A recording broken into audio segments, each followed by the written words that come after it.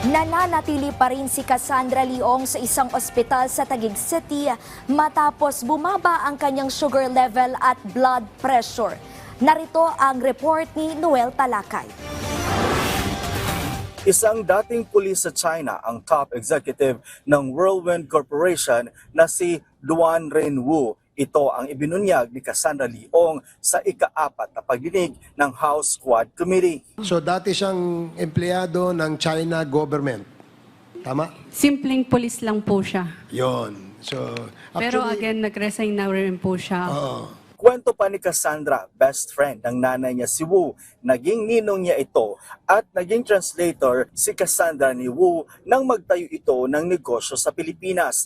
Ang Whirlwind Corporation ang nagpapaupa ng lupa umano sa Lucky South 99 na isang pogo hub na ni-raid sa Porac, Pampanga. Si Cassandra Leong ay investor ng Whirlwind Corporation at representative ng Lucky South 99. Biglang hininto ang pagdinig ng komite kaugnay sa illegal pogo.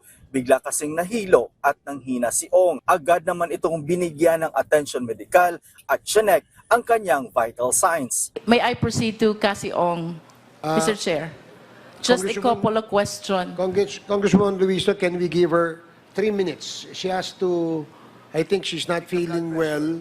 Ayon sa House of Representative Medical Director, bumaba ang sugar level at bumaba rin sa 80/40 ang blood pressure ni Ong. Bago mag-alas 7:30 kagabi, dali-dali itong isinakay sa ambulansya at dinala sa pinakamalapit na ospital dahil walang sapat na pasilidad ang kamera para matingnan ng maigi ang medical na kondisyon ni Ong. In that Okay, case, Mr. having Chairman. this kind of blood pressure and the staggering blood sugar, Yes, sir. don't you think it's high time to bring her Yes, to sir. the hospital? Yes, sir. Or at least 2-3 days. Just to give the proper workup, sir. Napag-alaman din na bago dumalo si Cassandra sa nasabing hearing, bumaba na sa 70/40 ang kanyang blood pressure. Pinakamababang na itala ng House Medical Team sa loob ng 9 na araw na pananatili nito sa House Detention Facility at naging mapili rin daw ito sa pagkain. Sir Glizal Irene po Valdepeñas from the LSB po. Mr. Chair,